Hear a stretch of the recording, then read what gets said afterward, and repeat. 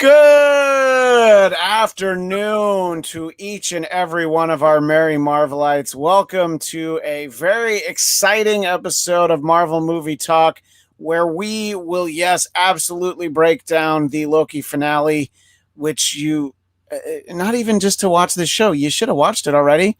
If you're not a psycho like us staying up till the middle of the night to watch it, that's fine, but you've had all day to watch it now. What, did work get in the way? Welcome. As always, I'm Christian Bladt, joined by Jeff Williams Jr. Hey, thank you for having me. I'm so happy to be talking about Loki. Unfortunately, I'm on the East Coast, so I'm one of those people that didn't watch it at midnight or like 3 a.m. Yeah. But I did wake up. I woke up at like 9 a.m., watched it, and then saw that you guys are already texting about it. So I'm like, sweet. Yeah. I'm glad I didn't look at my text messages. Yeah, well, I tried to keep a lot of the spoilery stuff out of all that, but Eric just feels like, yeah, it's aired, so we might as well ruin it for you. And Kate the Conqueror, Kate Cornell, also with us, and Eric Kanger. It's a bit more of a stretch, I'll admit. Yeah. I hear tell he's got a Kanger sore under that beard, but that is neither here nor there. So yes, we are all here to talk to you, and obviously we're starting sharing the screen with someone who terrified a lot of people. They were talking about it in the chat. Kate mentioned it. Got a bit of a jump scare from Miss Minutes, didn't you, Kate? Oh my God, that was. I was like not prepared for it, but I was like this combination of like I was terrified and excited because I knew she was back, and I was like, Miss Minutes has to come back. She has to come back. Something is happening, and she knows. And I was like, and it's like, oh God, it was probably one of my favorite jump scares I've ever been through, and I don't like them. Yeah, Eric, you also startled by Miss Minutes. Well, I told you right before, I'm startled they have not yet sold Miss Minutes the watch, the iPhone, the Apple Watch. Like, how come Miss Minutes is not on my watch yet? I expect more from Disney and their ability to sell anything. Yeah. And somehow, where's she? Yes. Earlier in the chat, Ghost8386 pointed out that the Miss Minutes jump scare was creepy as hell. Dominicus accent pointing out that he did not expect it at all. And Raiwan just summing it all up, I think, for all of us. All I can say right now is, wow, I'm overly shocked with what I've seen. It was unbelievable. Marvel, you've done yourself again a big thumbs up. We did get a lot in there, and there's so many different, really surprising, shocking and or revealing moments. But so we're going to go through all of them, and with everybody there in the live chat as well. So please continue to share your thoughts with us, and we'll try to get to them. But let's just start overall feelings about the episode. Eric, let me ask you first, just an overall feeling for how this finale went, but then, of course, we can also then look at it as a series as a whole. I'll start positive. Positive it is. The tip end of it has set up a beautiful world of chaos for the next several Marvel properties. That's pretty exciting. Ending a show like a season like they did. Not to spoil another show, but Twin Peaks is the only other show I can think of that really was. Oh, you mean the show where her father did it? You mean that one? I'll let you spoil that season. I'm talking about season 3 that you had to, be a schmuck like me and get Showtime in order to watch. And I thought that show wasn't afraid to just say, okay, let chaos reign. And at the end of this, the beautiful imagery of just all those timelines going off has set the table for lots of awesomeness for years to come. That being said, this episode, I thought maybe a little talky after some of the excitement the last couple episodes. I think you could have both. Your cake and eat it too when you have 45 minutes of screen time. Yeah, my wife literally slept through half of it. And when she would wake up, she's like, they're still talking? I'm like, yes, they're still talking. And I can agree with that. It was very talky because you didn't expect the season finale would be the point. Like, oh boy, we went way over budget. Let's not do that much. But I think the dissatisfaction, at least for me, was kind of negated when I saw the surprise graphic right there at the very end that Loki will return in season 2, because we had no reason to expect multiple seasons of any of these. But halfway through the episode, I'm like, I don't know, is this going right into a movie? What did you think, Kate, when one, you saw that, but then also you can then dovetail into your overall thoughts on the episode? Sure. I've been waiting for a blank will return for the entirety of this new phase, because we didn't get one in WandaVision. We did not get one in, the Captain America and the Winter Soldier will return in Captain America 4. We have not gotten a future announcement, and obviously there wasn't one for Black Widow, even for Yelena. So this is the first time in Phase 4 that we've gotten one of these, and I was really hoping that we would. And I thought they were going to announce them being in another movie, but it's nice that it's like it was the first. I was just excited because this is the first time I've gotten one in a while, and I felt like now the MCU is back. Now we're trucking forward. They're not just like kind of like it's moving somewhere. We're starting to move the story, and I think nothing was more clear than that. Where I thought my theory was from a few weeks ago that it would be He Who Remains that turns into Kang the Conqueror, and when I saw Jonathan Majors, who, even though he was very talky and it was a very talky scene, I think he performed it very well and very impeccably. I thought I loved how playful he was, kind of being alone. And if he created Miss Minutes, I could kind of see like the birth of all of this TVA and why the TVA acts the way it does and why it kind of is like modeled the way it is based off of his sense of humor and his like sensitivities.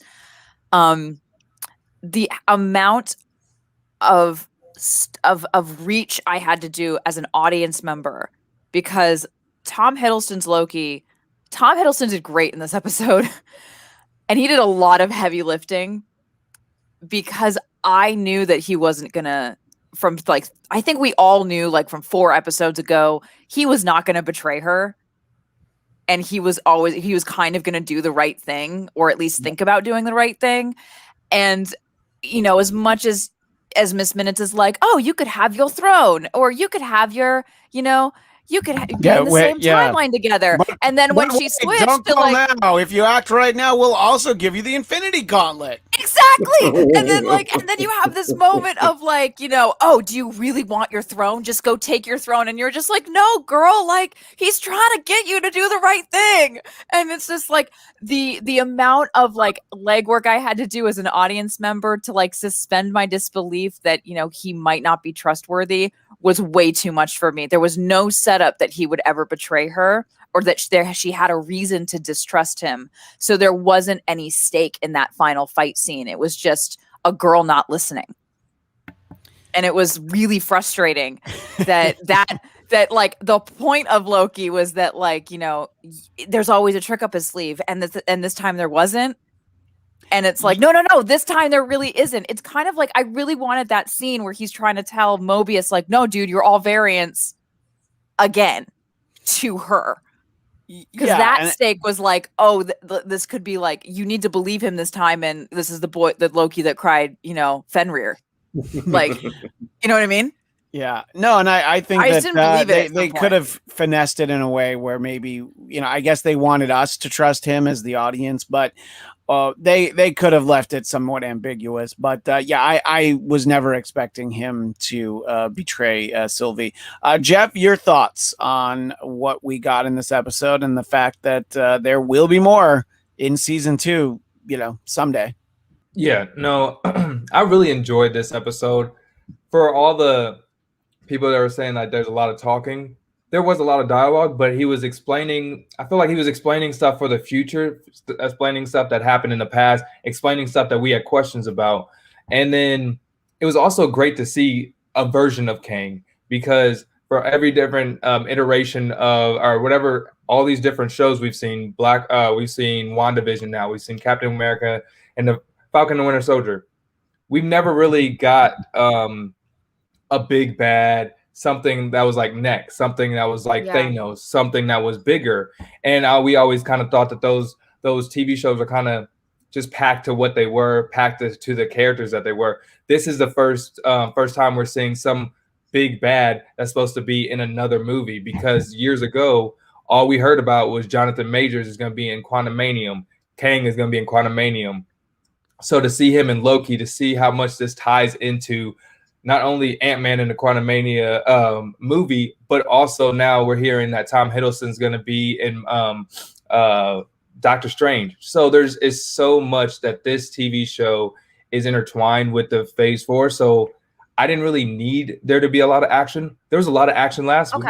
I felt like I needed some explaining. I needed to know what's next. And then to see that there's a season 2, and only emphasize the fact that, okay, we have a lot of time to spare, because we're going to have a lot of action in season 2. Yeah, Raiwan in the chat says, I love the talk for what we got out of it. And I will say that, yeah, there was a lot of information in there. And, you know, the key being when he said that I'm a 21st century scientist. And yes, you know, I mean, obviously Jonathan Majors had been cast as Kang for Ant-Man and the Wasp in Quantumania. I believe the longest MCU title that we'll get. But I think that, you know, it's still just sort of getting that moment of, you know, where it's like, no, I'm really this guy that you know is going to be so important. And, you know, he's a variant of Kang. And so there's so much more to it. And Kate, you did correctly make sure that you wanted the world to know that you were in on him being He Who Remains. And it's a very small leap in logic for He Who Remains to also have been Kang, when Kang is also already a Mortis, when he's Ramatut, when he's Iron Lad. And I think I'm missing one. I know I'm missing one. There's another one. There's like a fifth character. He's all these characters. So for him to be one more, it's like, yeah, it all really makes sense. So, but the idea that that's who this guy is, I think it's cool that there he is just sitting there in the office. And what I found most interesting was he did go from this know-it-all, I know how it all ends, to like, oh yeah, so now actually we're at the point where I don't know what happens. I thought that I was like, all right, I don't see how this ends when, you know, he's got the script pages in his hands and he just has to read ahead, you know. So I'm wondering what you kind of thought, Jeff, that you know, this whole series has been so much about free will. It really was up to Loki and Sylvie. Like, well, how do you handle this information? You know? Yeah, I was kind of thrown off by that little turn of him, like, okay, I don't really know what's going on, until he was just explaining that, like, he's just a domino in the effect that he knows he's gonna have. You know what I'm saying? Like, you can kill me, I don't care. I'm gonna be right back. And then as you see, he's not only right back, but he is the statue of the timekeepers. So like he's playing chess while these guys are playing checkers, and that's why he's laughing. That's why he's saying he doesn't really know what's happening at the end. I think he knows, because he can kind of tell they're gonna kill me in one way or another. So I think it was more tongue-in-cheek that I don't really know, because at the end of the day, he knows an iteration of him will be back. Yeah, the last thing that he says to Sylvie after she kills him is "See you soon," which I think is great. Eric, I'm kind of wondering your thoughts on sort of all of this, the way it plays out, and the fact that you know, Kang, as we know him in the comic books, is, you know, he's got some really Prince in the Revolution like armor, and you know, he's got a whole sense of style that was missing from Jonathan Majors in here. But again, this is a variant of Kang. Do you think that it was a risk to just present him as a guy in an office and not some crazy blue-faced armored guy, as you can see on screen here?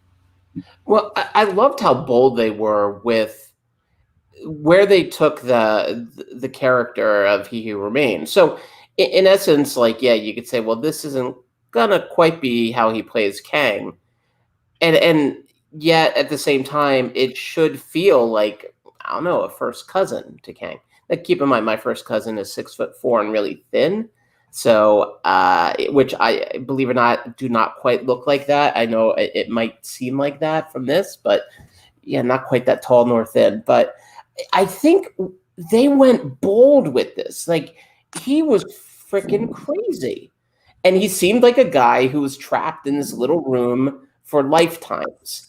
And I watched it a second time, and the second time I really was, Jonathan Majors' performance was so like daring and strange and odd. And talk about going against the grain of what we expect as an audience. We expect it to be, here's the puppet master. And similar to Wizard of Oz, which we brought up before, the Wizard of Oz is the most ordinary guy in that whole movie. In this case here, Jonathan Majors, we've met the false timekeepers. We have all of the, the generals, so to speak, in his army. But then you meet him, and he's just all over the map. But I never felt like he was just doing shtick.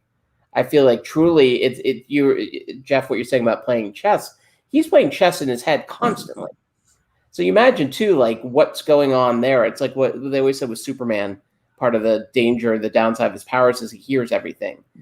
His senses are always strong. He has to train them. And I feel like this is a guy who, the inside of his brain, I can't even imagine. It is the TVA to the TVA power. And so I don't feel like they've necessarily set up Ken yet, except for that one line where he said, basically, my variants are much more dangerous than I am. And that one line got me so psyched for Kang. It won't be Kang, but Kang's going to be, down the road. Yeah, and they made sure that he said that, I've been called a conqueror. I mean, that's basically for us. He said it a couple times. Yeah. Yeah. So what, apart from the being right in all this, Kate, what did you think as this unfolded and sort of, clearly setting the stage for so much of what's to come, and not just Loki season 2? I mean, we know he's in Ant-Man and the Wasp: Quantumania.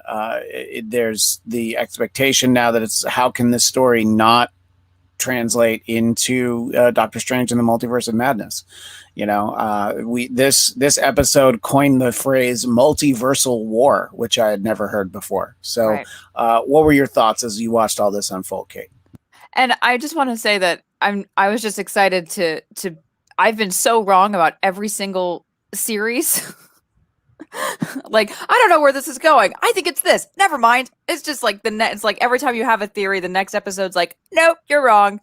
So like the fact that I was like, oh my God, it's happening. I just was so excited that I finally like figured it out. Like I felt like I was like finally tapped into their timeline instead of like, I don't know what's going to happen. I think what I was seeing and what I'm most excited for is we've spent like what 23 or 22 movies at this point and a bunch of shows on the 616 timeline, and now we've basically, with the last shot of Loki, like destroyed it. We don't know what timeline we're in. We don't know which timeline is now like taken supreme, like or like if Loki can even time jump between all of these branches. So it's kind of like, is he stuck? Are we stuck? And are we stuck with an alternate timeline? Did the Avengers ever exist? Did they ever beat Thanos? Did they ever, when we see Wanda, will she ever fall in love? Will she have that history with Vision, or will that be different because she's a Nexus creature? Because she's a Nexus creature, will she remember everything from all the previous timelines? How does it work when it's like we have so many different versions of oneself? Or like, are there going to be 5 different versions of Doctor Strange that are fighting? Is it going to be one that can travel in between all of these timelines? And are we stuck in the singular statue of Kang timeline for a little bit and have to revert back? And what is Loki season 2 going to be about in relation to all of these films? Is it going to be him trying to like close as many branches as possible until like Doctor Strange comes along? Is the what the order of things is going to be? I think I'm most curious about, because there hasn't been an announcement of when Loki season 2 is going to start production. I don't think they've started writing it yet. So it's like, what is coming down? There's no way to know. There's no way it's coming out before March of next year either. No, if you think about it, if like they haven't started production, The fact that they would do all that before March is kind of hard to believe. Yeah, too. so it has to be. The thinking next is that movie will feed into this. Yeah, the thinking and honestly, cool. it could be long enough that it might even be after Ant-Man. So because that would be less than 2 years, because I think that's February 2023 that Quantum Mania, and to be that guy, the overcorrecting nerd. Before anybody else points it out, the Earth 616 is the print Marvel Universe. The MCU is Earth 199999, which is annoying, because just make it 199. Don't make it 5 nines, because I don't even know if I said the right number of nines right now. But it's going to become so much more important as we start going into all these other places, and it's like, I don't even, somebody can do the work, and somebody at Marvel should. All the different branches that we visited in this series, somebody's got to come up with a number for those, because they're different than the main timeline. And honestly, like this whole story, where does this exist? Because this is not the 1999, the 8675309 Loki that we know, because we saw. Thank you, because we saw Thanos kill him. So this isn't even our Loki. But what I thought from a character standpoint, it was great, because in a lot of ways, like, this Loki is actually maybe even more good than, air quotes, our Loki. Our Loki, whose last act was that he was going to try and kill Thanos, whereas Richard E. Grant would have told him, like, no, just run away. But just the putting himself in front of Sylvie, and I think that's why she took him seriously. Sort of that moment of just like, why are you in such a rush to kill this guy? We have to, like, think about whether or not it's actually true. And the indication is that maybe he wasn't telling the entire truth, but it seems like what he's talking about, it's sort of like, if you take out a crime boss, if you take out let's take it out of the real world, if you take out Wilson Fisk, the Kingpin, well, then you're going to have all these other small timers, then all of a sudden, like, Hammerhead is going to be really important, and nobody wants to hang out with that guy. What do you think, Kate, this says about sort of our understanding of I don't know, I guess our prime Loki in relation to this Loki, the Loki that we'd all become accustomed to, and, we had, we cared about over the last 15 years or whatever, getting sort of the insight into our Loki from this Loki? What did you think about that? As opposed, like, the main Avengers timeline Loki? Is that what you mean by Loki Prime? The one that we saw die at the hands of Thanos. So like this Loki compared to that one. I think that because they have a similar background, like the hang on, let's think about this Loki, the kind of calculating Loki, kind of came back a little bit, which was really nice. So it's just like kind of remembering where he was at in Thor 1, when he's sitting next to Thor, and it's like, I think you're right about everything, and like very kind of calculating, and like he's the one that thinks things through, as opposed to Thor, who kind of like dives in, and it's like, no, we should think about this first. So it was like, I thought it was weird that he did that with Sylvie, until I remembered that the moments in Thor, and especially Ragnarok, where he was very like, I'm gonna like chill out in this, with Jeff Goldblum for a little bit, see what's up, and like find my way out. Like he's very, very like, hold up, wait a minute, let's think about this. And I think that Loki from the show is different than Loki Prime, in the sense that, like, Loki Prime actually won a little bit, and it was in the kind of pursuit of getting what he wants, and then not having it.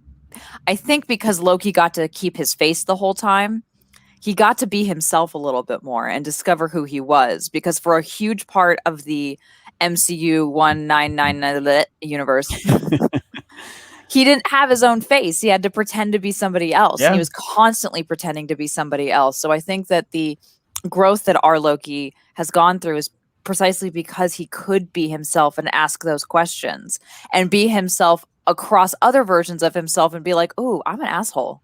I don't like this. I'm not.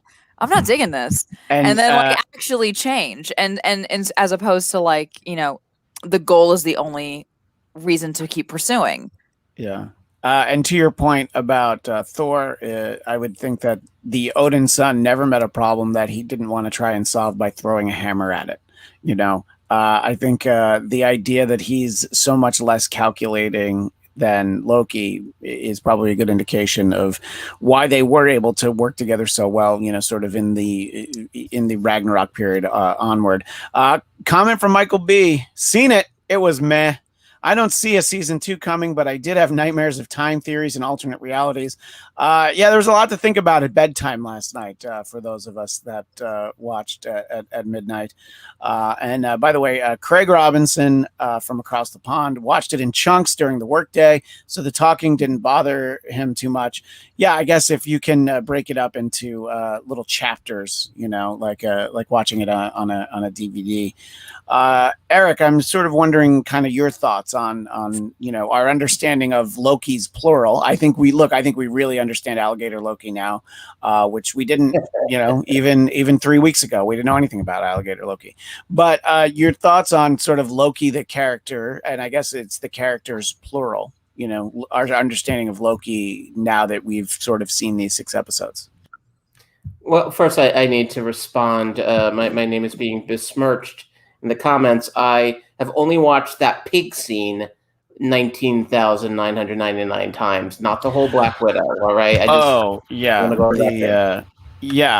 the fact that Dominicus Saxon is saying that that's a number of times you've watched Black Widow already, because you have, as we established on yesterday's special episode, which if you haven't seen it already, we've done 2 episodes talking about Black Widow, and they're both here on the Blackcast YouTube channel.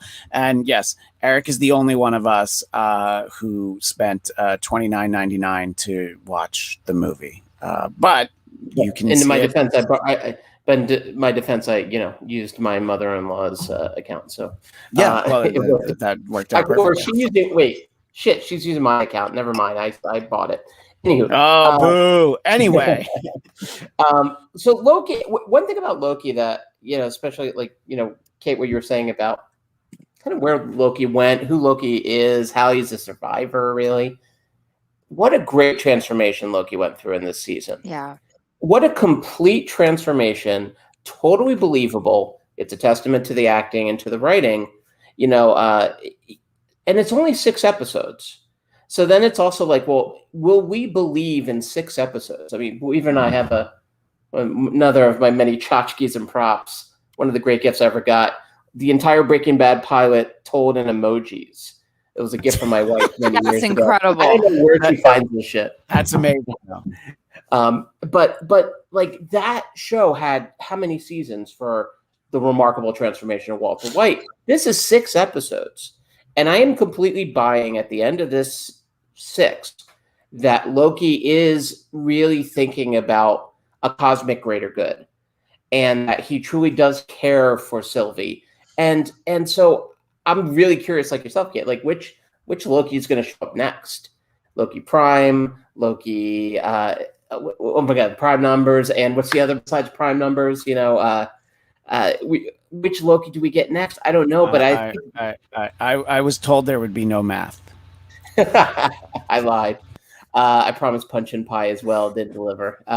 But yeah, Loki. This Loki, I really was so fascinated by, and his transformation is funny. It's huge, but yet at the same time, is it possible to be big and subtle?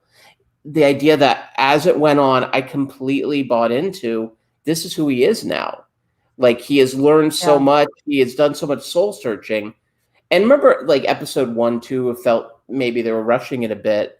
And yet at the same time, when we got to the end, it all felt so fully complete and lived. And I do hope come Emmy time next year, I mean, really they take a look at Tom Hiddleston, what he did with his performance here, and really the writing of it, because I think in the end of it all, this is a very different Loki. I'm curious if this is going to be a Loki that shows up and battles himself, because truly it's not the guy we've seen in all those 20 previous movies, but he showed up constantly as a constant thorn in the side of everyone.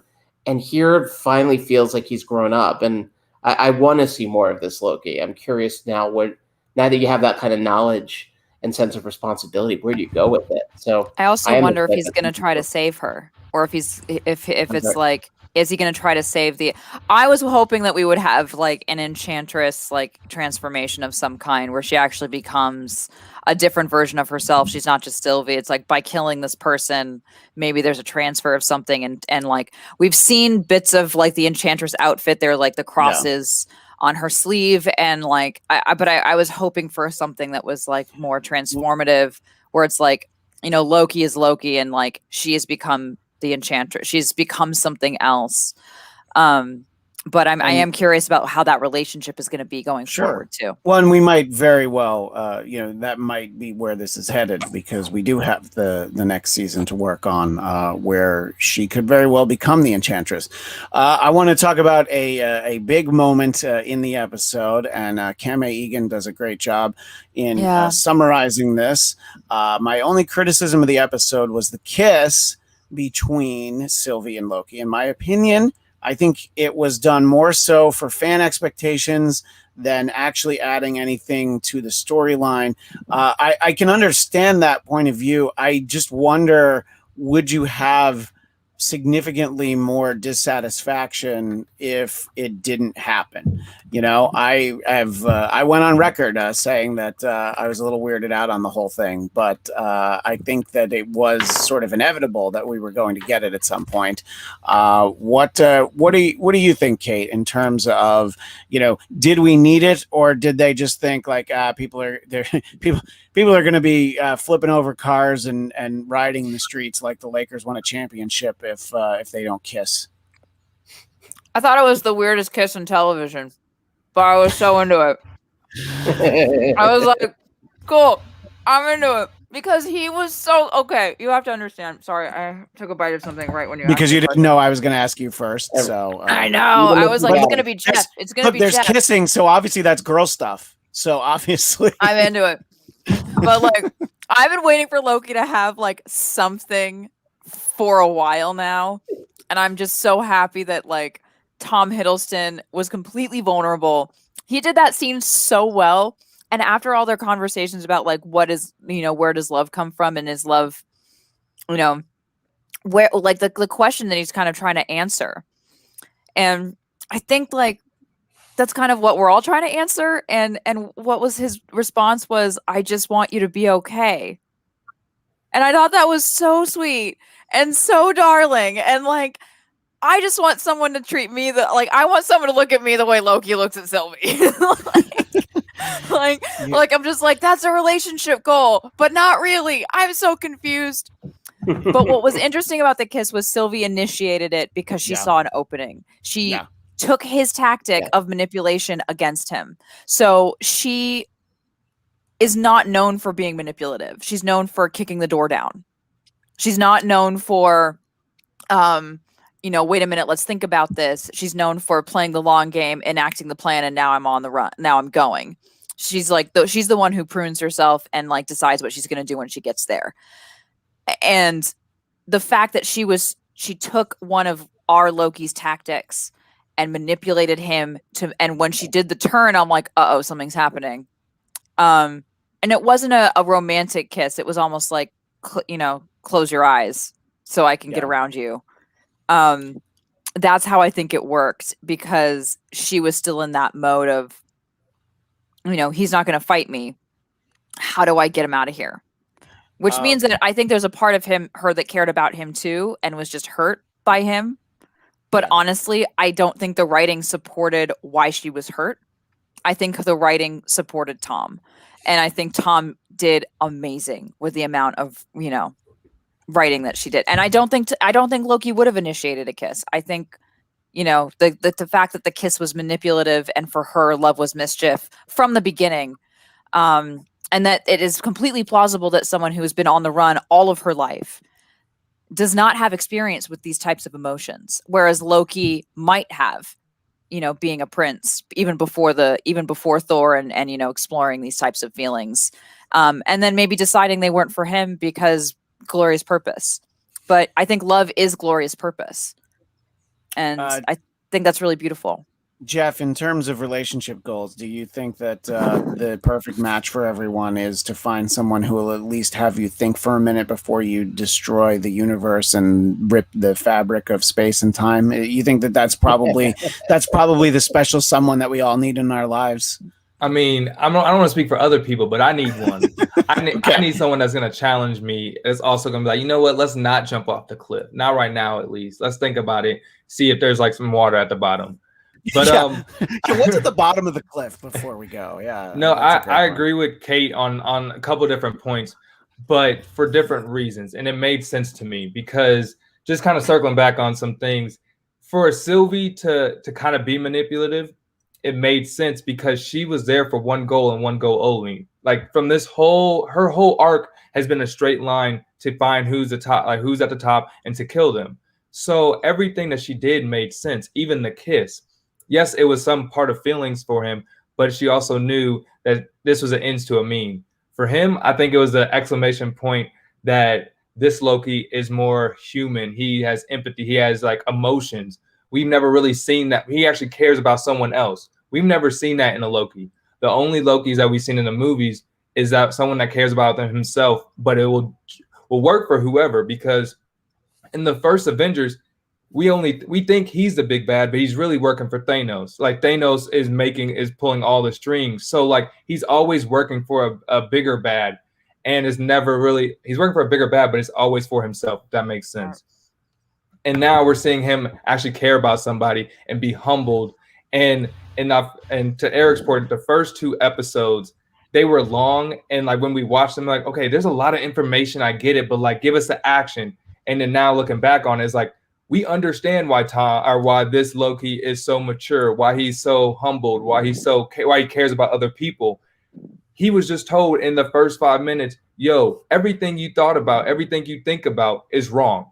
Those little mind stones are paperweights. Everything is controlled by us. So like when you tell somebody that, you're like, okay, let me just sit back and like just take everything for what it is at face value now, because everything I thought was wrong. It's an easier way to grow up, I feel like, and grow up quicker. Okay. Yeah. No, absolutely. Eric, your thoughts on sort of the Loki Sylvie dynamic, and honestly, where it could possibly go. Obviously, we're just at the point where we're guessing because we probably won't see any of that for a while. But what do you think for where it's gone over these 6 episodes and where it could go in the future? It's going to sound weird, but it's almost like a parallel to Thor and Loki's relationship.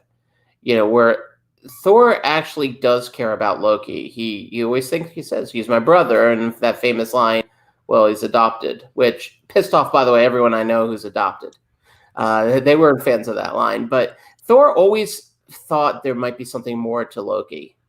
And I think now that's Loki and Sylvie. Loki sees in Sylvie someone who doesn't need to do this, like, because Loki is looking at himself. He's looking at someone who shares 90% of the same DNA in essence. And so, not 100%. I think he is trying to save her. I love this idea that as this goes on, it becomes like the Phoenix, you know, and how Cyclops was always trying to save her in the comics because he loved her.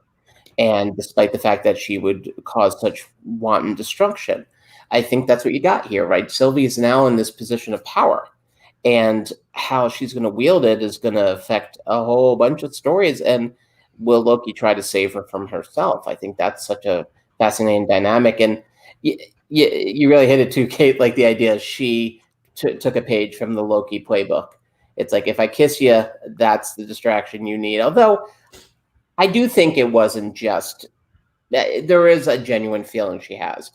But she also, too, was raised like, you know, I had a, you know, like a rescue animal, right? She was on her own for so many years, really unloved. While Loki, though he turned out to be, you know, kind of a piece of shit, he did have people who loved him. And so you could see how that alone would change how they are. And Tom Hiddleston, Loki, I don't know why I call him Jeff, it's just trying to save her from herself. Jeff Hiddleston, yeah. Jeff tries to save me from myself often, so it's a very similar relationship. No, every day that ends in a Y. I did. This was a comment from a little earlier. I just wanted to address this from the key files. Wanda is a Nexus event? ? Are we drawing the conclusion because of her arc of No More Mutants? I mean, that was referred to in WandaVision as a Nexus event. I believe, somebody correct me if I'm wrong, I think Agatha referred to it as that. Just sort of the impression of the amount of power that she had. So I think that's certainly something that we'll see in the future. And something that Daniel Drew mentioned a little while ago, Loki season 2 has been in development since November. So they've been calculating things for a while, but development and production are two very different things. And I don't know where they got in terms of like when they filmed this. I don't know if anybody's read any sort of insight on this, because, we know that both WandaVision and Falcon and Winter Soldier had to have some fairly substantial pauses in their production. That's why we got them when we did. Yeah. But I don't know that I feel like Loki was filming. You can argue whether or not we're even post-pandemic now, but sort of, I don't think that they were filming this like last summer. I think that it was filmed reasonably late, so I don't think we've got season 2 coming anytime soon. Sorry, what were you going to say, Jeff? No, I mean, the only thing that I could say to go against that in any way, I guess, is that if you watch at least these last 2 episodes, they've been enclosed in a sense. You've seen Tom Hiddleston in different fashions, and then this last one you saw 4 to 5 characters, 4 to 5 actors. So like enclosed, they could have shot that last summer. So when I say you could shoot it when there is no time when the shoot date was, because like some of the shows like with Falcon and Winter Soldier, and when you need a crowd and stuff, there was no crowd shots here. So it was kind of easier to shoot these type of shows than Falcon and Winter Soldier and WandaVision for sure. Yeah, we're sort of talking about it, and Daniel also said, do we think season 2 will happen after the events of Doctor Strange 2 or continue from where we left off? I think it'll continue from where we left off, but I think that what happens in Doctor Strange 2 will definitely sort of inform where that story goes, because there are people at Marvel that know everything that's supposed to happen in Doctor Strange 2, so and I think it's really inevitable that whether it's any of these announced upcoming movies, it's kind of inevitable how we're going to get characters like the X-Men and the Fantastic Four, right? Because you don't have to, have their origin story happen in the current timeline. They're just sort of pop in from somewhere else and like, oh yeah, let's go hang out with them now, But obviously, it's all interconnected. And it all goes, hand in hand. One of the things that I think we should talk about, and is the sort of the one topic that we haven't focused on, is Renslayer and how she goes off to somewhere. But then we also see sort of the, a real world variant of her as a school teacher, which honestly, that looks like a potential spinoff right there. Yeah, you're right. She's the principal. Yeah. So I mean that I smell spinoff where it's just it's just her dealing with being a principal. I'm gonna bet there's probably some no good kids who mean well, but they need some extra attention. Just a thought. Or maybe they'll just rip off Dangerous Minds. That would be cool too, as long as they use a Coolio song. But go ahead, Kate. I wonder if next season. I'm just going to throw it out there, because if Miss Minutes sent Renslayer to an alternate version of Kang in order to connect the two of them together, because the timelines were already diverged at this point, and we don't actually know, we don't see Miss Minutes interact with the He Who Remains character at all.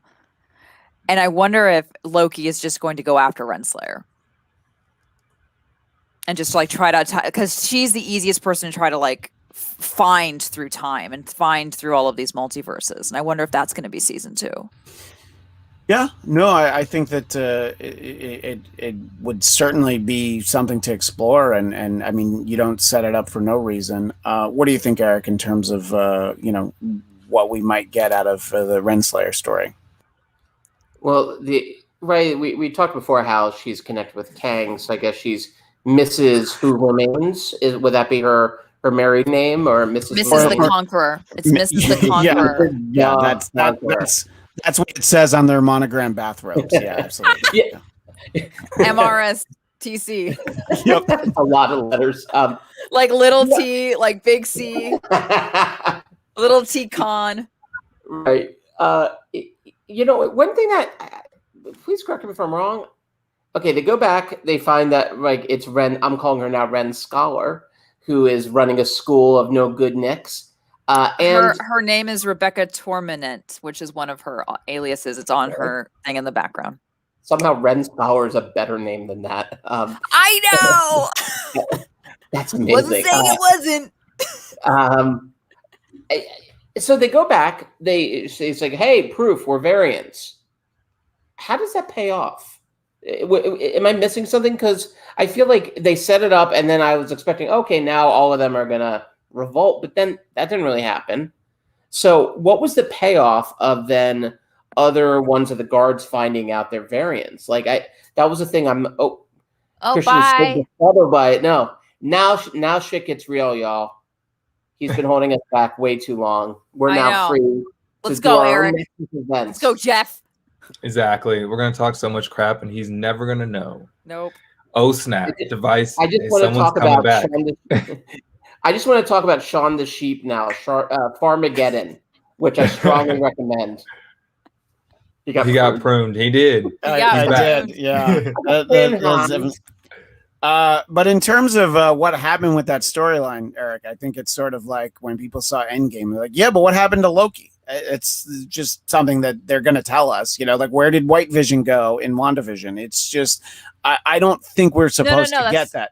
Yeah, but that's not what he's saying. He's saying like the payoff of like, we walk through the school, we see the pen is the same, although we never get a close up on the pen. We just see them in the little cup. And it's like, oh, she knew she was a variant. I thought that was the payoff.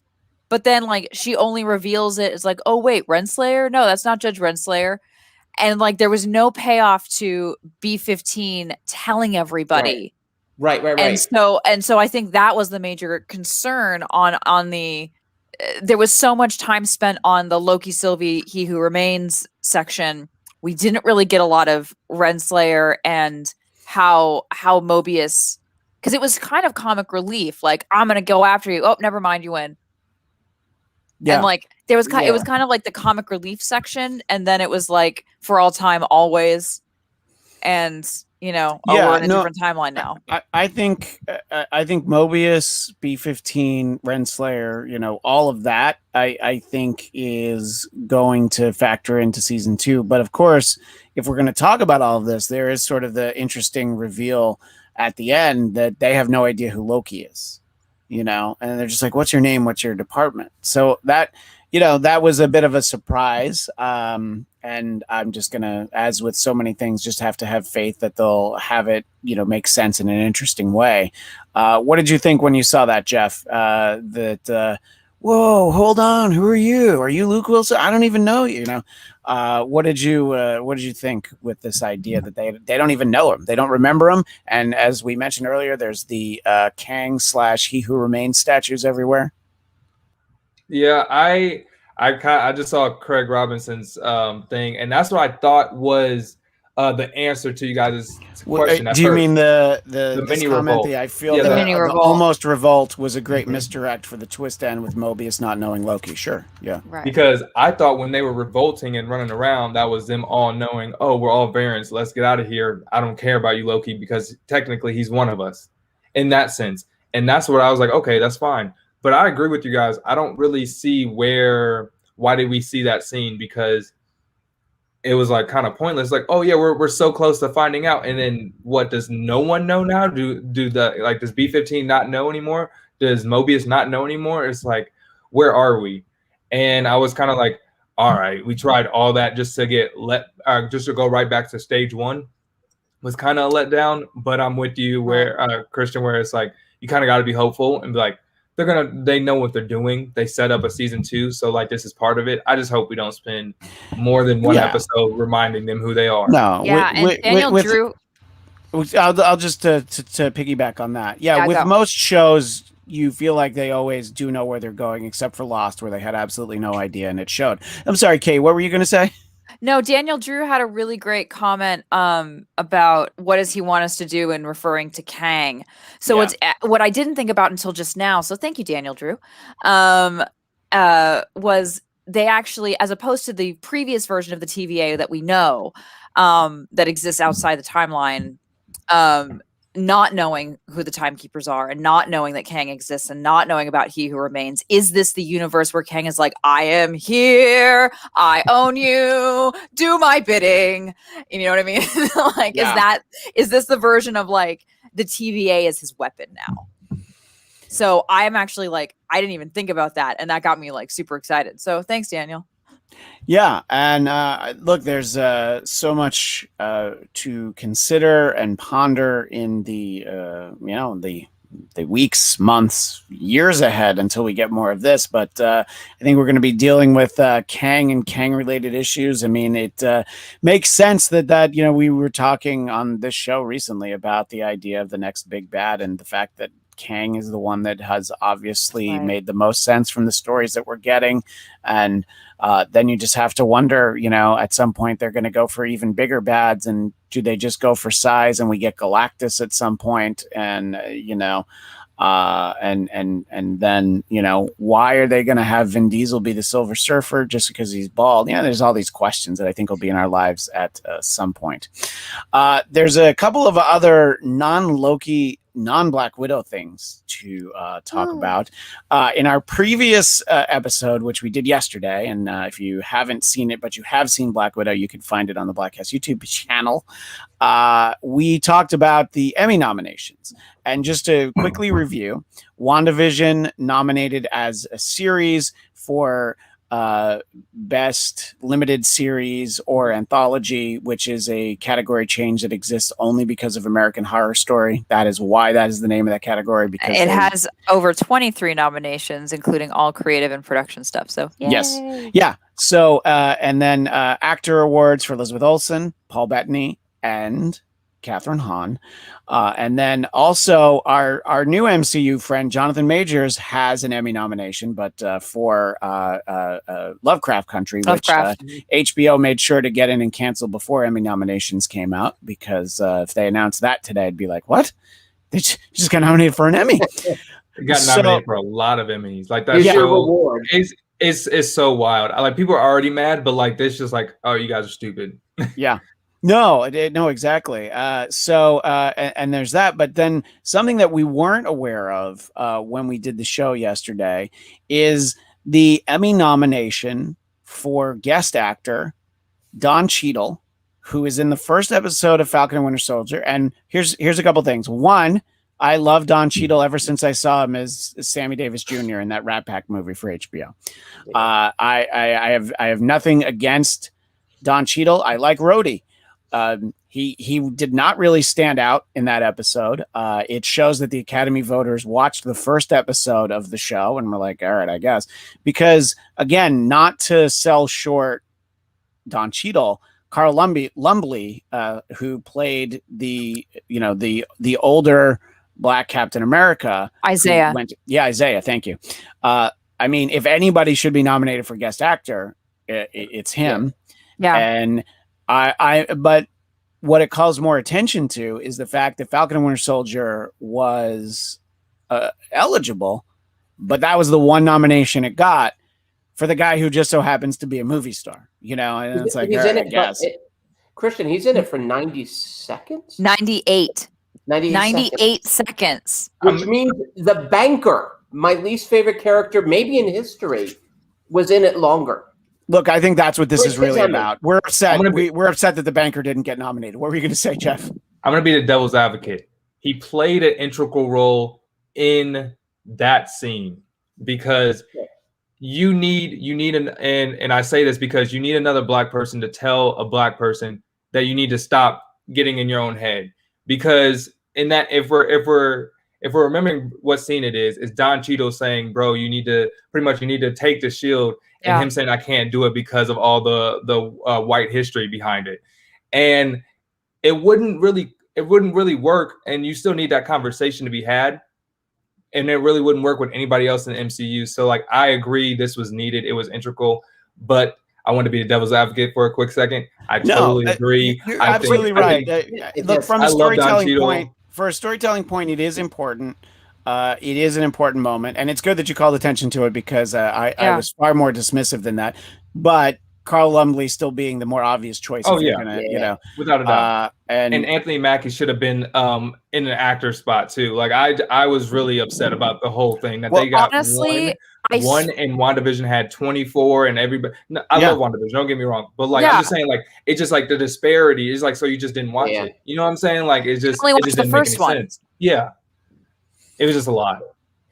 Yeah. Go ahead. I was going to say, it's not Marvel, but just because some of y'all might not have seen it, Ethan Hawke and Good Lord Bird is. God, that was good. Ethan Hawke was so brilliant in that and crazed, and he plays this crazed character for an entire season, and his not getting nominated. I mean, the Emmy's got a lot of it right. I mean, it really was kind of it's an interesting year because a lot of the major releases didn't happen. So it kind of like with the Oscars, it just brought some of these other performers and designers and everyone else to the light. But yeah, when they miss big. And I agree. Isaiah not getting nominated, that was of the two of them. And I've loved Don Cheadle forever, but Isaiah did a lot more work. He showed up on set a lot more. And by the way, this is the Emmy Awards, and what they love more than anything is to kind of nominate the same people over and over again. God bless Allison Janney; she's terrific, but it doesn't no matter how bad a show she's on, she gets nominated for something. And so like they clearly didn't watch the series to the end because Julia Louis-Dreyfus. That's everything that they want in a guest actor, playing a big over the top cartoony character. So, I mean, that's really why I'm more disappointing. It's less about Don Cheadle than about like, but all this other stuff that was good about it. I mean, there's no writing there. And correct me if I'm wrong. I didn't see anything for any effects or any filmmaking. Okay, there is one for Falcon and Winter Soldier. Falcon and Winter Soldier got nominated for 5 things: outstanding sound editing, outstanding visual effects, stunt coordination, stunt performance for Truth, the 5th episode, and guest actor in a drama series. So they watched the first episode and saw a commercial. Yeah. That's what and saw a commercial for the whole series because you could say all those stunt acting and everything from the first scene. Right. That's what I'm saying. Yeah. So it's so frustrating. No, Jeff. I think you're right that they watched the first episode and then they had like a kid who watched the whole series and told them about something else. Yeah. Sorry, what were you going to say, Kate? I don't know that it helped Marvel very much. When they did their FYC event, the 4-year considerations, they had WandaVision and Falcon and Winter Soldier together on the same night. So they had both of them. They showed the pilots for both of them on the same night. So many people just watched the pilots for FYC. I wish that for guest actors, especially for actors like Carl Lumbly, they would do like a sizzle reel as part of that. And I think that needs to be a thing for especially these, limited series where, you have these really great guest stars and you have these really great people. I don't know that the Emmys have quite caught up with where the supporting actor roles are for the Oscars, for instance, in terms of, you can be so many different episodes of a show. And if you want an actor to be highlighted, you need to show somebody that scene. It was really, really disappointing. I have the unpopular opinion that Falcon and Winter Soldier was an underrated show. I thought it was really, really great. Carl Lumbly was 150 million% a part of that. I was just very disappointed. I loved working on WandaVision, but I was disappointed that Falcon and Winter Soldier did not get more buzz. Yeah, and I think we can all agree, all of us on the show and everyone in the chat, that we're all relieved that Emily Van Camp was nominated for nothing for her contributions to the show. That would have been the Nexus event. That would have been the Nexus event. That is the Nexus event. Right. instead of ending on something negative, I wanted to end on something that is, it's fun. Yay! And it was very exciting yesterday, which was the Free Guy trailer reaction video that had both Korg and Deadpool. Obviously, Taika Waititi and Ryan Reynolds are in Free Guy, and Free Guy is a Fox picture, but Disney owns everything. So, but this is our first legitimate crossover between the MCU and the Fox universe, and they definitely have a lot of fun with it. With Deadpool saying, how do I get into the MCU? A lot of that stuff. And I think people should go find the video if they haven't seen it. I'm not playing the video because I worry about getting those strikes against you for sharing other videos. But let me ask you first, Jeff. When you saw that this was happening, what did you think? And are you more likely to see Free Guy now that you saw this trailer reaction? Oh, 100%. I did not care in the slightest about Free Guy. I kind of scrolled through it for the commentary, to be honest with you. And my favorite part, other than the MCU stuff, was when he was like, yeah, so Fox during their fire sale, they made me write this instead of focusing on the next movie. I'm like, so you're just saying this movie's trash and you really wanted to work on Deadpool. And I love that he's like kind of breaking that fourth wall, still talking crap about Fox because he doesn't work there anymore. And it was fun. Yeah, no, I mean, I definitely had fun with it. And as Deadpool says in this, I thought this movie came out a year ago because even as movie theaters were gradually reopened. No. It's got pruned again. He got pruned. Hate to see it. He's sharing his screen. Let's move. Oh no, Jeff's gone too. Jeff's gone too. Oh no, God. we're all getting pruned. Right, we're gonna start doing back. Oh no! Oh thank God. Yeah, I felt so alone. The first one, I know what I did. I was trying to open the Deadpool window and I closed this window. That one I actually don't know what happened. But that's all right. Paper scissors of who was going to be Alligator Loki, Eric. I was going to do it. Did I get kicked out? Did you take me out with you, Christian? You know what? I think it's because we both have administrative control here, Jeff. But it was you jump, I jump. Yep. And just to wind things up on the Deadpool Korg trailer, Kate, what did you think when you saw that was a real thing? I've been waiting to see Free Guy just for Taika and Ryan Reynolds together. I actually really like that concept for a movie, and I was so disappointed that I couldn't see it last year, and I was just like, they have such a similar sense of humor, they have such a similar writing style, and they have such a similar F the system, I'm going to do it anyway type of attitude. And I love that it's like these two, they got permission because they had to get permission from Marvel. There's no way they were just going to do a fan video. They had to get permission from Marvel to use their characters and, do this reaction. And I think that's great that they're just like, yeah, sure. Why not? Go do it. Like the two people that the guy who transformed Thor and the guy who transformed Deadpool. And they're like, yeah, sure. Okay. You know what you're doing. Okay. We trust you. You're fine. Yeah. Go play exactly. Be free. And look, they're fully aware that, there's no expectations for Free Guy. Disney didn't spend a dime to make it, it just sort of, it's like they moved in and it was there with the furniture. And they're like, all right, I guess. So it's only going to help people be at least aware of the movie, whether they go see it. We'll see. Eric, what did you think with sort of this fun entry into the MCU? Well, I mean, Ryan Reynolds, I think, has done such a brilliant job of branding himself. Yeah. He's like everyone's goofy buddy that you love to get drunk with. He's got so much personality, you almost forget how damn handsome he is. Even the fact he's Deadpool and he's in the mask for so much of it. It's like he's cursed like some of us in this room are with incredible good looks, and yet constantly is against it. All you guys. I'm glad you mentioned. I'm glad you finally commented on my good looks. No one can beat the Harbor beard, Eric. No one can. That's true. And I want to give this credit to Kama Egan. Emily Van Camp, she who remains nameless. She remains Emmy-less. So, and go ahead. Michael Shirley, that was for you. Like, love that.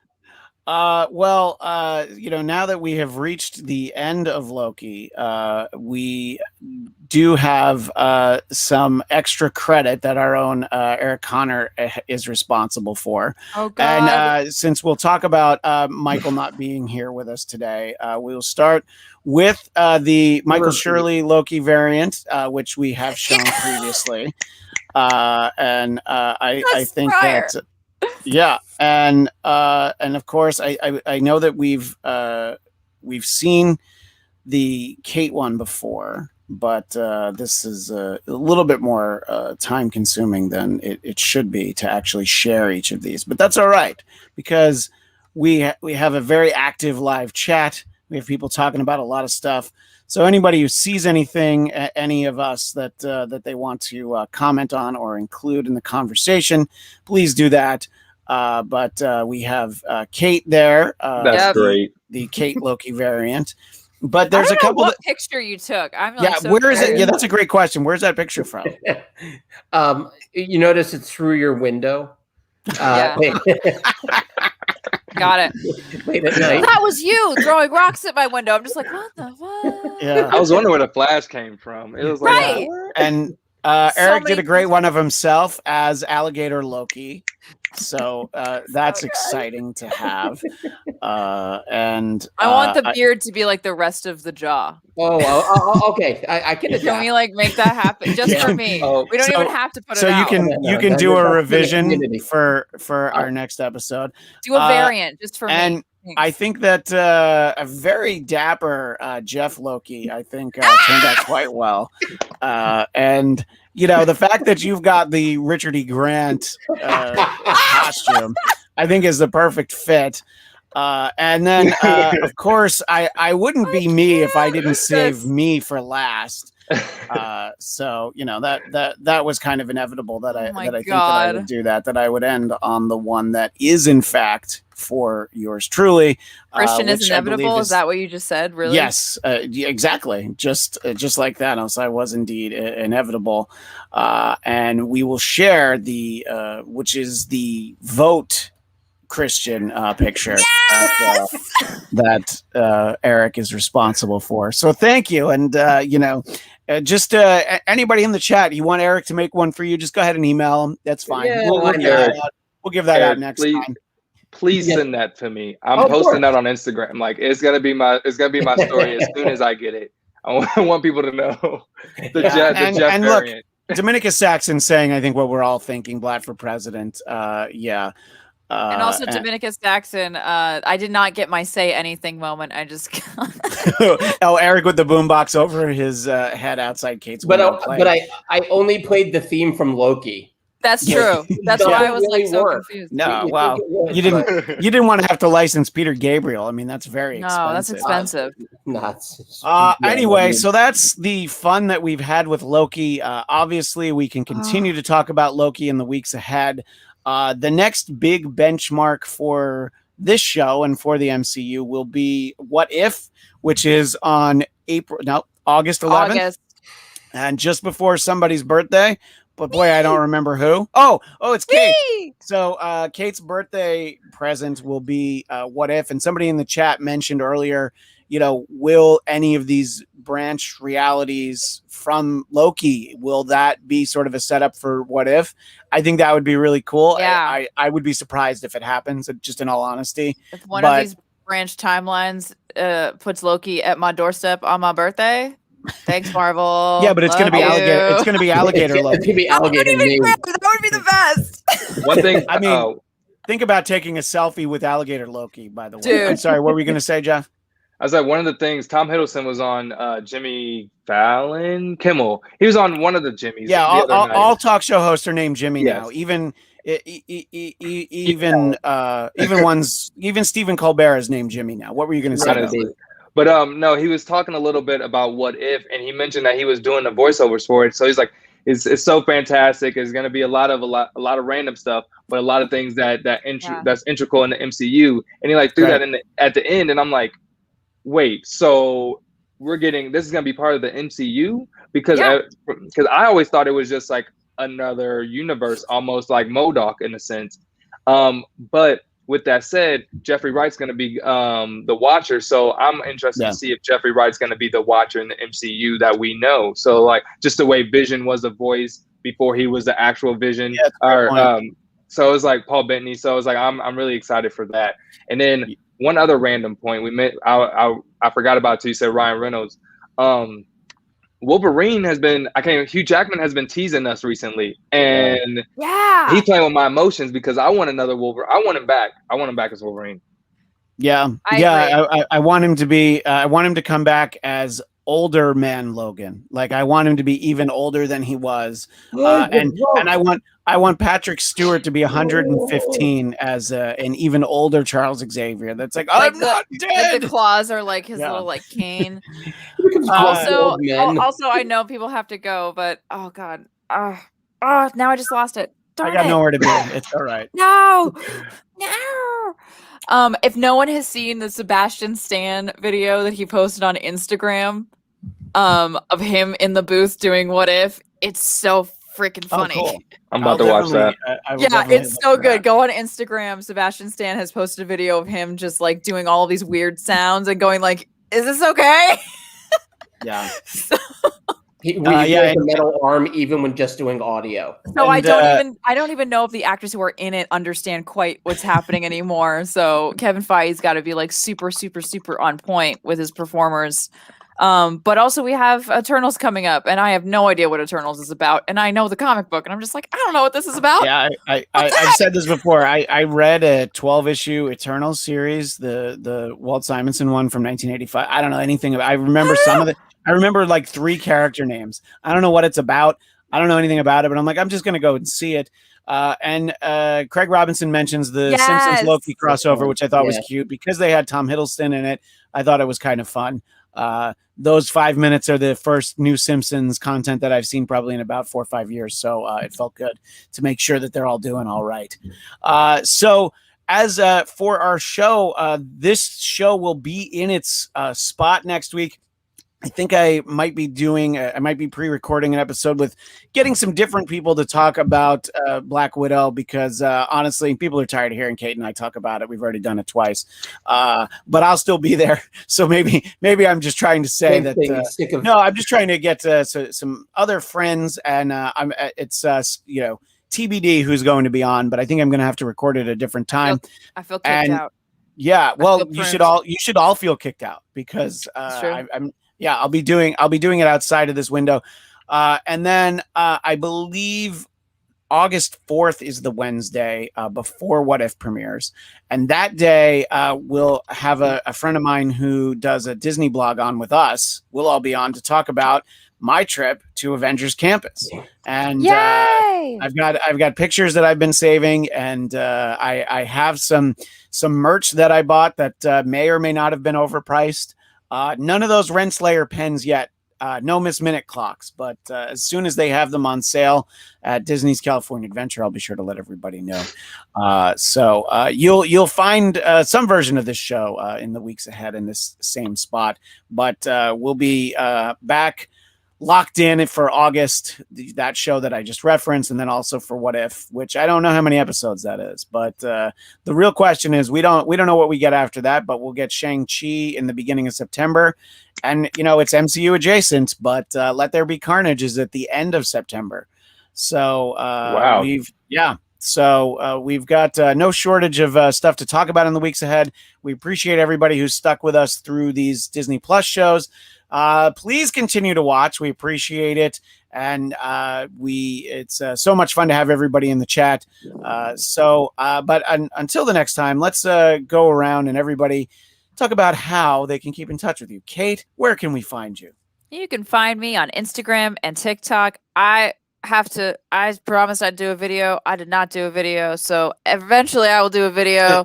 To be fair, you said stop that. shaking your head at me, Eric. I'm a busy lady.